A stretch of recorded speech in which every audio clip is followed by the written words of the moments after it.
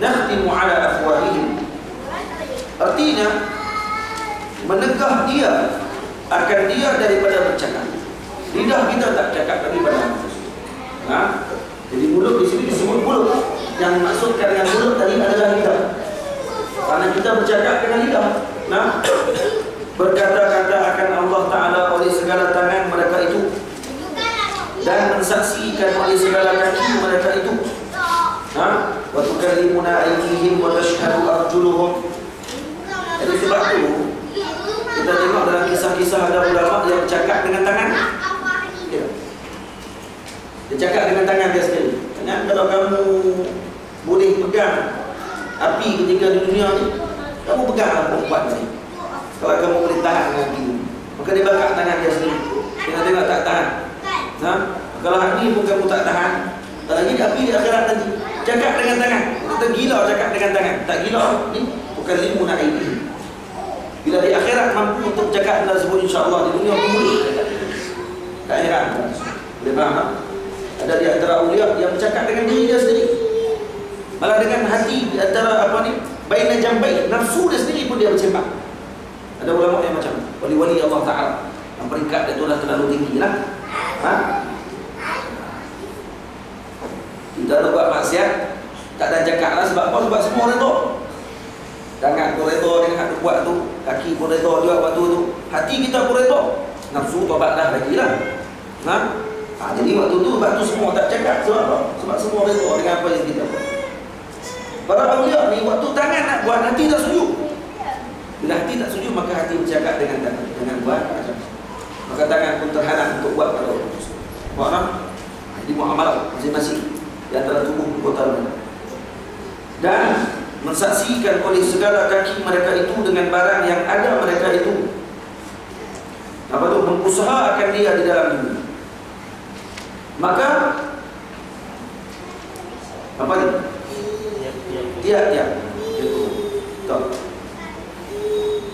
Tiap-tiap anggota bertutur dia dengan kejahatan yang keluar daripada. Semua anggota akan bercakap dengan apa yang kita lakukan. Atau kita dah tahu dah benda ni akan disebut di depan. Kita baca ayat Quran, tapi kadang-kadang kita terlupa dengan benda tersebut. Tidak. Baca dah terlupa. Manusia dia insan, memang lupa. Para ulama ada sebut nasi, ambil daripada perkataan nasi, maksudnya lupa. Dan orang Melayu pun suka makan nasi, kan? Lupa. Dia lupa buat kan, jadi buat macam mana, kan? Memang lupa. Kadang ada yang lupa, kadang-kadang tidak boleh lawan dengan nafsu dia sendiri. Baik. Di kitab ni lah, kita diarahkan macam ni akan bantu kepada kita macam mana untuk nak beramal dengan perbuatan tersebut. Dan firman Allah Subhanahu wa taala, "Wa ma kuntum tastatiruna an yashhada 'alaikum sam'ukum wa la absarukum wa la juludukum." Artinya apa dia? Dan tiada ada kamu dahulu di dalam dunia bersembunyi pada ketika mengerjakan kejahatan daripada mensaksikan atas kamu oleh segala telinga kamu dan segala mata kamu dan segala kulit kamu, dan tiada dapat bersembunyi daripada sekalian saksi yang tersebut melainkan dengan meninggalkan segala kejahatan itu sama sekali.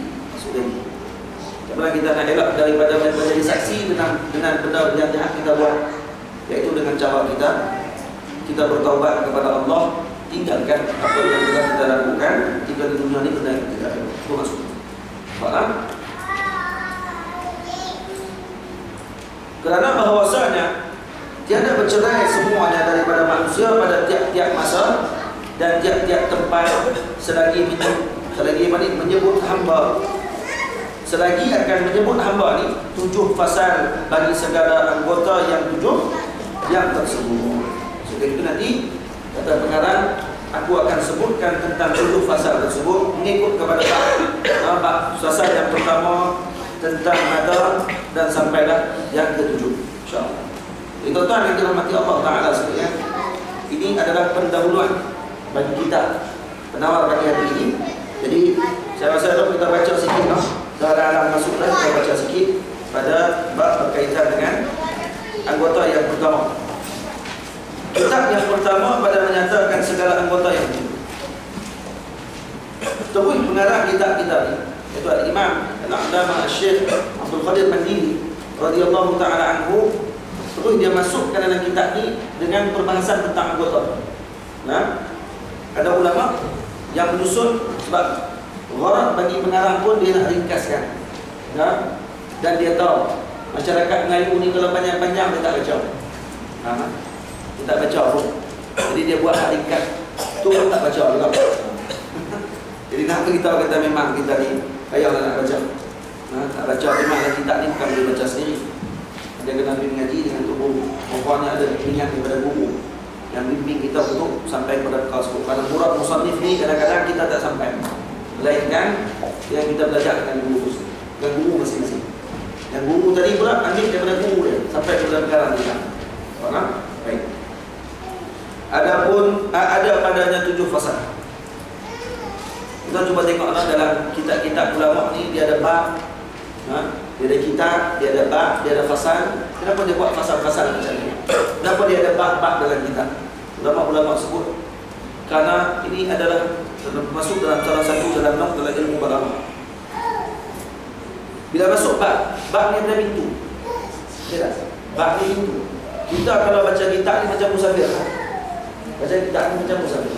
Macam kita berjalan jauh, jalan. Bila berjalan jauh tak ada pintu. Kita letih. Ya tak? Tapi kalau kita berjalan sampai ke Giza, kita keluar dia betul Giza.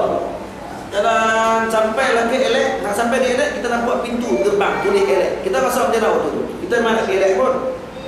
Kita memang nak ke Elek. Sampai-sampai nampak pintu gerbang Elek. Apa perasaan orang yang nampak pintu tadi? Kata alhamdulillah sampai. Kata dia akan rasa tenang pada sebab tak nampaklah pintu yang dia nak sampai. Macam tu juga ada kita.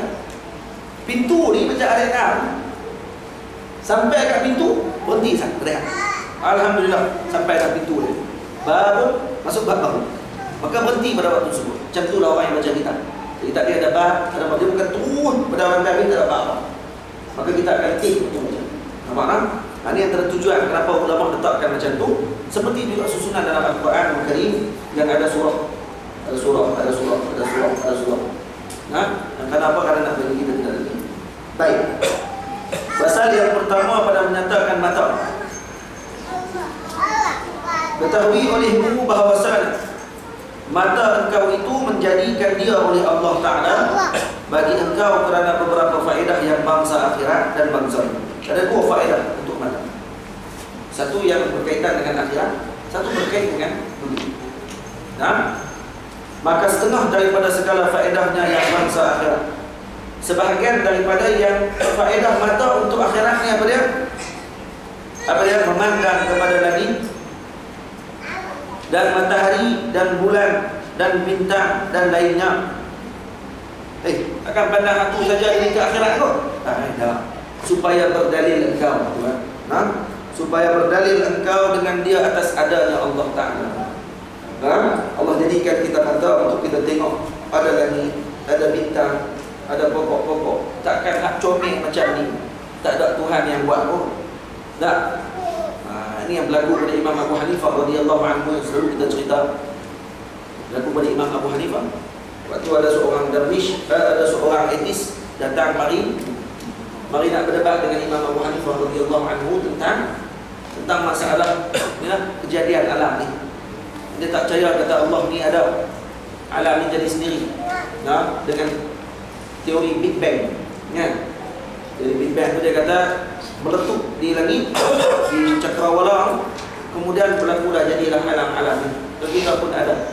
Gila kan? Ada terus jatuh. Maka bila sebut macam tu, dia kata dia nak debat dengan Imam Abu Hanifah radhiyallahu anhu tentang masalah ketuhanan ni. Adakah wujudnya Allah atau tidak? Maka Imam Abu Hanifah terimalah cabaran tersebut.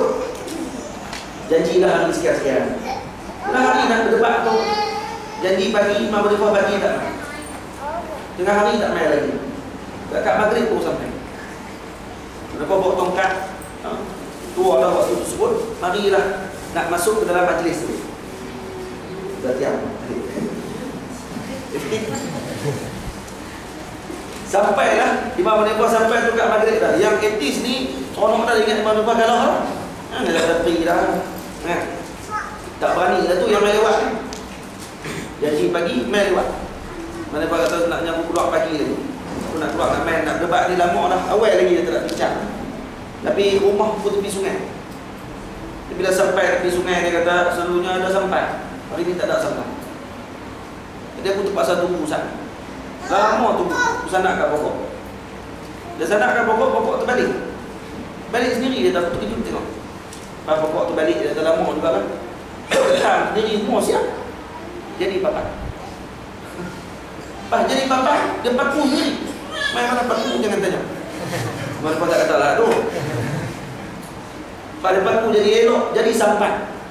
Tapi nak siap sampan tu lama. Sampailah aku boleh naik dan aku boleh sampai alhamdulillah. Ada akan dayung-dayung kena. Pokok terbalik sendiri. Lepas tu jadi sampan sendiri. Semua jadi sendiri. Kejut saya tengok. Pak Long ni awal, daripada awal dia pergi. Gelap. Tak percaya dengan cerita yang mana kau cerita. Dia kata gila. Mana boleh sandak kat pokok terbalik jadi sampan sendiri. Dia kata kamu terkejut tengah aku cerita macam tu. Tapi kamu tak pelik bila tengok alam ni. Dan kamu boleh percaya pula alam tak ada Tuhan ni. Alam yang hebat ni tiba-tiba kamu kata alam ni tak ada Tuhan dia. Bila aku cerita kata sampan jadi sendiri, tak ada orang yang buat, kamu boleh terkejut dengan aku cerita dan kamu boleh gelap dengan aku cerita. Berapa minit dia main semua? 5 minit kan? Dia sebab tu Imam Hanifah dia tak main awal sebab takut balik awal. Dia main lewat lagi, balik lewat lagi lah. Tak sampai 5 minit, pergi terus dengan orang Kedah bagi pi dengan ayak tu dia. Faham tak? Pi dengan ayak tu. Faham? Saya tak faham tu. Kenapa dia masuk pi dengan ayak tu? Tak tahu. Minum ayak tu tau. Minum ayak, lepas tu terkena pi dengan ayak tu. Tak ada nak makan pi dengan ayak tu. Tak betul tak? Nampak kan? Tu sebenarnya. Mata dijadikan untuk apa ni? Untuk tengok alam. Lagi matahari, bulan, bintang. Baik. Dan atas keesaan dan atas kuasa Allah Ta'ala. Dan setengah daripadanya. Apa setengah daripadanya ni? Setengah daripada faedah mata pada bangsa akhirat. Maksudnya untuk tujuan akhirat, melihat akan Quran. Tengok Quran. Melihat akan jalan kepada masjid. Melihat wajah para ulama, melihat wajah ibu dan ayah. Dan kepada tempat menuntut ilmu. Nak jalan kaki, mata nak tengok jalan pergi menuntut ilmu. Tengok orang cik sebut apa ni? Ni kita dah buat tadi. Tengok jalan menuntut ilmu. Kita tengok jalan cari sisi mana yang paling laju internet kan. Tak pakai dah. Zaman kami dulu internet tu pergi sisi lagi. Zaman lah pakai tak ada. Semua broadband semua. Tak broadband lah. Dia pakai internet pun ni 15 gig. Gila. Tengok apa ni YouTube, tak ada nak berhenti. Kita tidur dulu, itu gerak. Download filem ni macam-macam kan. Saja saya tahu lah, dia tahu macam ni kan. Kita tokam sah lah filem ni. Filem tak keluar lagi kat Malaysia, sini keluar lah. KL Gangster tak keluar lagi. Apa ni datang apa? Siapa yang mengarah tu? Syamsul Yusof tak arahkan lagi, keluar lah. Sudah baru ni. Tak hanya keluar dah dari Ustaz. Hebat Ustaz. InsyaAllah. Semua ada. Nah, alim alama fi filem pun ada. Macam ni. Nah, boleh dapat semua dari Ustaz. Boleh. Hak benda yang kita tak tengok di Malaysia pun kita tengok. Ya. Korea tak ada nak tengok di Malaysia. Bila Korea, tapi di sini layan. Tambah kat Malaysia. Lagi dia layan. Dia meleleh yang ini. Tengok. Dia boleh tengok. Apa ni? Saya cinta awak Mr. Arrogant. Tu pun tengok. Tu saya tak nak. Yang tengok tu pula ni ustaz ni. Kita boleh yang juga tengok. Dia pun tengok kita. Syok juga tu tadi. Pada di Malaysia tak teringin nak tengok. Geli jelman tengok pula. Nampak? Sebab apa boleh buka TV lain? Buka TV lain? TV hijau.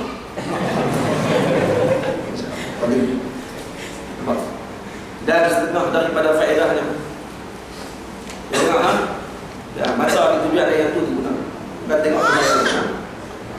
Dan setengah daripada faedahnya yang bangsa dunia, apa faedah bangsa dunia ni? Berkaitan dengan dunia kita. Maka ni apa? Dia punya faedah dia melihat perusahaan income. Tengok kita punya perniagaan, tengok kita punya kembangan, kita punya kerja dan sebagainya, dan melepaskan kau daripada segala yang menyakiti. Kok ada di depan kita ni ada halangan-halangan, kita lepas daripada halangan tersebut, anak mata seperti jatuh dan berlaga, dan bermula mensyukurkan mata itu. Jadi Syekh sebut dia nampak macam kecil je lah. Kalau kecil ni semua orang tahu, hak yang semua orang tahu tu kadang orang lupa. Nak cerita lah. Dan bermula, dia mula baru pula. Bila sebab tu kalau kita tengok kita turah ulama-ulama ni, dia bila disebut dan bermula tu satu mubtada. Dan itu dia bagi wawu istiqnaf. Masuk bab baru. Jadi bukan bersambung dengan sebelum ni. Jadi dia masuk istiqnaf yang barunya. Dan bermula mensyukurkan mata itu. Ini masuk bab baru. Mensyukurkan mata itu, memelihara daripadanya tiap-tiap melihat yang haram. Macam mana nak pelihara mata? Kita kalut dengan pakai air bu. Kita boleh pergi ke doktor mata untuk cek mata kita. Tapi kita terlupa untuk tengok dan jaga mata kita tadi daripada melakukan haram. Seperti melihat perempuan yang lain daripada isteri dan sahayanya dan mahramnya. Bukan muhrimnya, muhrim tak duit, mahramnya. Muhrim tu hak yang buat umrah tu bawa muhrim. Ni bukan muhrim ni, kenapa pula? Memang pun saya tak muhrim tak. Saya tak berihram ni, saya tu imsak nak ihram apa? Berihram jadi muhrim lah. Ni mahramnya. Yang diharamkan baginya nikah, tu baru boleh. Dan seperti jangan tengok daripada yang lain daripada, melainkan pada tempat-tempat yang tertentu. Doktor nak tengok kepada pesakitnya pada kadar yang tertentu sahaja yang dibenarkan. Jangan lebih daripada hak yang dibenarkan. Sebab tu orang yang mengaji agama ni, yang dia tahu hukum halal haram, dia takkan buat itu. Orang sakit main jumpa doktor. Dia nak main suruh cek dia punya sakit dia. Dia sakit pun, yang kita suruh dia selak paha apa-apa. Dia kena ada doktor yang tidak amanah dengan ilmu. Dia tengok hak main ni segak, comel. Dia buruk dah. Dia mungkin ada wayak apa dia punya urat tak kena tanpa paha. Terus selak paha dia. Mau cari pasal. Dan benda ni, apatah lagi kalau kita duduk bersendirian pula pada waktu tersebut. Ujian Allah Ta'ala bagi. Orang perempuan nak beranak, kita mari tengok pada waktu tersebut. Semua tu kena jaga aib, kena jaga dia punya maruah pada waktu tersebut. Kena jaga. Kenapa? Karena bukan tu tujuan mata kita dijadikan, bukan tengok lebih daripada hak yang sepatutnya. Sebab tu ada sebagian ulama, antaranya Syekh Al-Bar, Dr. Musa yang mengarang kitab-kitab fiqh dalam ilmu kedoktoran, Syekh Ali Al-Bar. Dia sebut dalam kitabnya, dia kata kalau kawan ni sakit, contohnya pada bahu, jangan buka lebih sampai ke yang berkait, yang bukan berkait dengan. Contoh dia sakit di lengan, tak perlu kamu suruh dia buka baju untuk kamu nak tengok lengan dia. Cukup suruh dia selok lengan dia saja untuk kamu tengok. Apa nak kena buka baju dan sebagainya, tak kena. Dia sakit di perut, tak perlu suruh dia buka baju semua sekali. Cukup tengok di mana bahagian yang dia sakit pada perut sahaja. Yang kalau tu pun kita perlu tengok. Kalau tak boleh, tak perlu tengok. Cukup hanya sekadar dia rasa saja. Maka ambil yang paling kurang dia punya darar pada waktu itu. Yang paling kurang dia punya tempat untuk dia nak lebih-lebih pada waktu itu. Dan seperti melihat akan yang muda belia.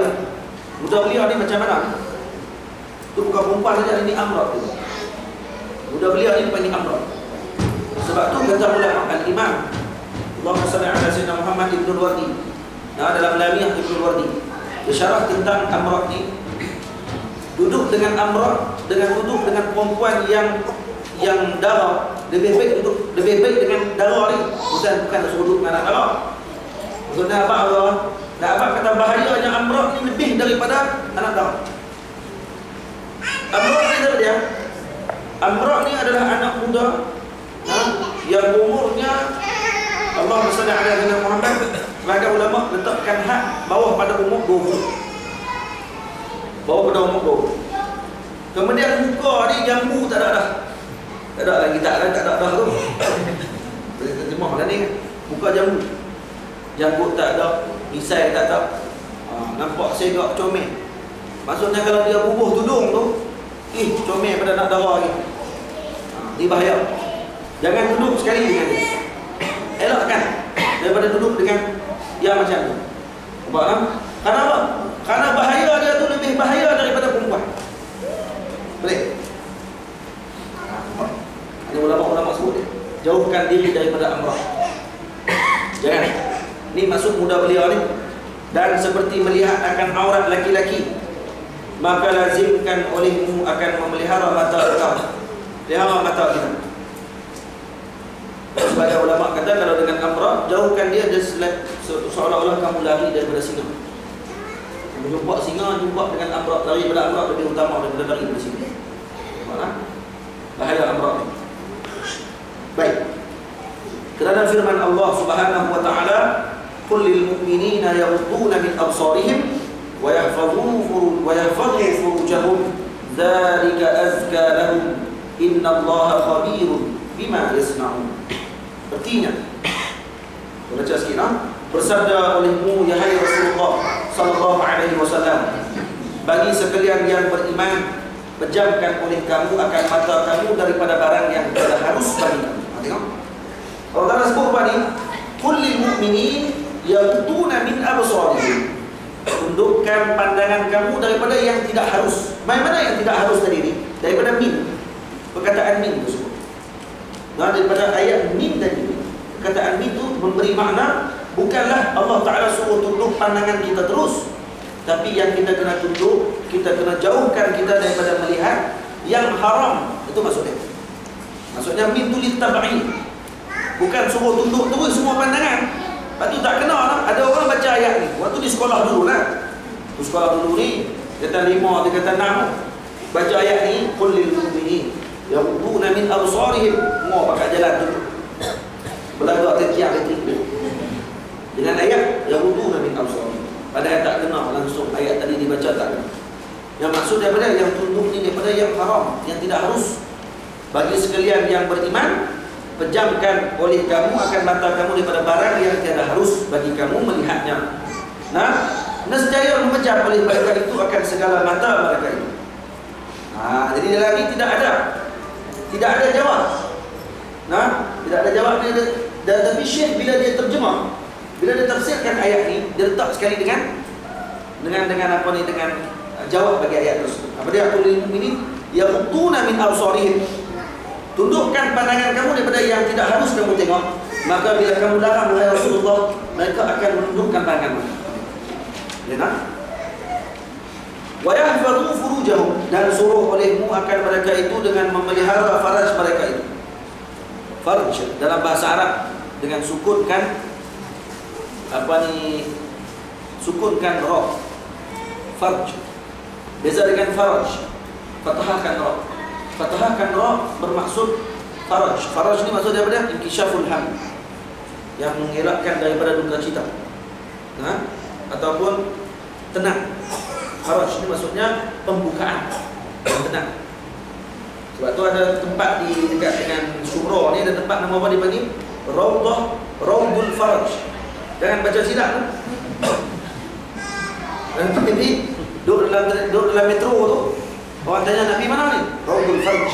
Itu. Taman kemaluan. Rosak tu. Arak gelap lampu. Raudul Faraj. Faraj ni apa dia? Taman yang tenang ketika masuk. Walaupun kita pergi ke tempat tersebut tak tenang masuk buat. Maka taman dah tempat tu kan. Tapi nama taman dulu ni Raudul Faraj. Barang. Batu kitab Syekh Muhammad Alawi Maliki. Syekh Muhammad Alawi Maliki ada tulis kitab, nama kitab daripada Abwabu Al-Faraj. Jangan baca silap. Tak kira baca Abwabul Faraj. Pintu-pintu kemaluan. Ya, bukan Abwabul Faraj, Abwabul Faraj. Pintu-pintu yang membuka keduka citaan. Maksudnya dengan doa-doa salawat kepada Nabi sallallahu alaihi wasallam. Baik. Jadi kata Nabi, kata Allah, dan suruh olehmu wahai Rasul akan mereka itu, iaitu golongan yang beriman kepada Allah Ta'ala, dengan memelihara faraj mereka itu. Farj. Dalam bahasa Melayu kita faraj lah. Nescaya memelihara mereka itu akan segala faraj mereka itu daripada barang yang haram, dikerjakan dengan dia. Ini sifat orang beriman kepada Allah. Bila Nabi bagi arahan, Nabi bagi larang, maka dia akan ikut. Wa ma ataakum ar-rasul fakhudhuhu wa ma nahakum anhu fantahu. Yang dilarang oleh Nabi maka mereka akan melarang perkara tersebut dan mereka akan meninggalkan perkara tersebut. Dan zalika azka lahum innallaha khabirun bima yasna'un.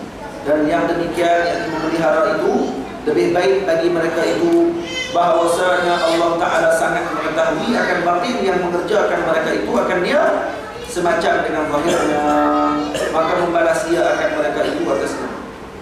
Baik, kita tengok ada pada ayat ini, kata Syekh, mengajar kelakuan yang baik dan memberitahu dan menakutkan. Tengok dalam satu ayat ada 3 tugas, InsyaAllah. Jadi kata tadi kalamullah, satu ayat, tapi ada 3 faedah dalam ayat tersebut. Apa faedah dia yang pertama? Yaitu mengajarkan adab. Maka firman Allah bersabda olehmu bagi sekalian yang beriman, nescaya memejamkan mereka itu akan segala mata mereka itu. Itu dipanggil apa tu? Mengajarkan adab. Allah suruh Nabi ajar adab kepada umat yang beriman kepada Allah dan Rasul untuk beradab dengan adab tersebut. Jaga mata, jaga kemaluan. Kenapa sebut mata dulu? Kenapa tak sebut kemaluan dulu? Karena mata adalah punca kepada yang akan pergi kepada kemaluan. Mula dia dengan mata. Faham tak? Tadi lepas dia tengok, dia akan cakap. Tidak. Dia tengok, lepas tu dia akan bercakap. Dah. Mula dia tengok dulu, lepas tu dia fikir. Lepas dia fikir, dia akan bergerak hati dia untuk nak bercakap. Lepas bercakap, lepas tu dia akan buat apa? Ini yang orang Melayu sebut, yang mula-mulanya al-kalam. Mula-mula dia akan kalam. Dia tengok dulu kan, tengok ni macam kenal, tengok fulanah binti fulanah, binti fulanah, binti fulanah, mana binti fulanah, bukan nama dia fulanah, nama anak nama fulanah pula. Macam-macam orang pun nama anak tu. InsyaAllah was-was al-khannas pun ada juga. Itu nama was-was al-khannas tu tak kira nama anak. Ada dalam Quran tak kan? Buat apa Fir'aun tu? Fir'aun pun dalam Quran tak? Nama Haman kan? Wassalam. Jadi kalau anak-anak kita ni nama kena bagi elok, sebab nama anak tu kena beri kesan. Yang kena beri kesan. Bagi kesan kepada jiwa peribadi anak tadi, bagi kesan kepada dia punya kesihatan tubuh badan dia pun ada juga kesan. Itu kata kena tengok nama ni, kalau dia ada makna yang jelas. Orang zaman dahulu dia suka pun nama anak sedap-sedap, tapi harap tak tahu makna orang pertama. Dia tak tahu nama makna apa. Tanya ulama-ulama, nama-nama ditanya untuk kubur sebelum nak kubur nama. Lepas tu tahnik anak dengan guru-guru, dengan ulama. Kemudian apa ni Allah SWT azan. Semua tu bagi kesan tu sebenarnya. Tak. Saya baru ni dia suruh cakap dalam radio bab masalah tu lah. Adik saya lah, dia suruh cakap pasal masalah ni. Sebab kes dia, ada satu kes di tempat ajar dia, seorang makcik ni cakap je lah. Dia cerita anak dia kena penyakit, kena sakit waktu ketika mandi di sungai. Dan sungai ni tempat Hindu tu puja. Dia kena anak dia waktu membang-bang tengah petang tu, kena sakit. Dia kurang 2 tahun sakit, waktu meninggal anak dia. 4 tahun meninggal. Mana sakit waktu 2 tahun sampai 4 tahun meninggal. Urus pakai kurus. Suami pula jenis tak percaya langsung dengan perubatan Islam, tak percaya langsung. Kemudian tak apalah, sampai mati anak dia. Dia kata kurus sebab tak makan vitamin ni. Bagi vitamin lah. Buah vitamin. Sebab dia pegang dengan sains hukum. Dia langsung dengan benda-benda. Tak apalah. Sampai anak dia meninggal, takdir Allah Ta'ala. Masuk anak kedua. Berlaku juga benda yang sama. Katanya pergi ke sekolah, masuk dalam tandas sekolah, kena penampak. Tak ada apa dalam tandas tu. Tiba-tiba kena pang dalam tandas. Lepas tu fobia. Dia trauma. Dia tiap hari pergi sekolah teriak. Lepas tu duduk kat penjuru rumah, penjuru sekolah, duduk kat mana-mana sudut, nangis sorang-sorang macam ada benda main kacau. Saya tak nampak benda lain. Saya tanya balik dekat. Saya cuba tanya balik dekat kakak tu. Waktu anak dia beranak, azan ke tidak? Sebab bila tengok peristiwa hidup yang macam tu, orang tak percaya langsung dengan benda itu, maksudnya saya tahu dia tak azan waktu ketiga. Azan dah, khomat pun dah, baca inna anzalna pun dah. Bukan kalau kita anak baru lahir, baca azan telinga kanan, khomat telinga kiri yang disuruh. Kemudian baca inna anzalna. Jangan inna anzalna saja. Inna anzalna. Inna anzalna sampai habis lah baca. Tu inna anzalna saja. Apa nama anzalna? Anzalna nasir. Inna anzalna baca berapa kali? Baca 7 kali. Waktu tu lah baca 7 kali. Lepas tu bila balik dah ke rumah nanti, tambung lagi baca 93 kali lagi. Balik cukup 100 kali. Betul. Dapat kalau nak baca 100 kali tu waktu diri tu pakai mampu juga. Jenuh tegang tu. Lepas tu pok pun terlupa. Bukan jadi dia nak sambung. Inna anzalna ni apa tujuan faedah kita baca inna anzalna, nak elak budak ni daripada berzina. 3 besar. Ini faedah inna anzalna fi lailatul qadr. Baca insya-Allah dia tidak akan berzina ketika dia besar. Dan saya tanya, mungkin dia tidak tahnik langsung dengan mana-mana guru, mana ulama pun dia tidak pergi tadi.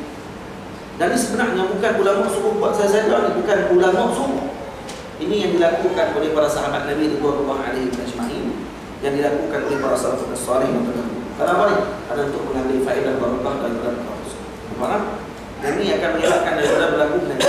Kawan saya, anak penakan dia masuk dalam hospital selepas mana beranak, jadi dia jadi macam sesak nafas, kan jadi macam mana? Jadi terpaksa masukkan tubuh dalam balang. Ayah tak sempat nak azan, tak sempat nak khabar. Bila bawa pergi jumpa dengan seorang tok guru ni pegang ni, budak dia dah gangguan. Ulama-ulama bila pegang tok guru di sana, dia pegang-pegang dia dah gangguan. Sebab apa jadi macam tu? Kalau tak sempat azan.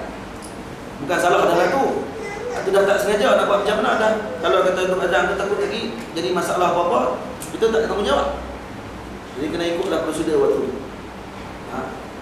Kita alhamdulillah lah, waktu anak kita lahir kita ada sekali waktu tu.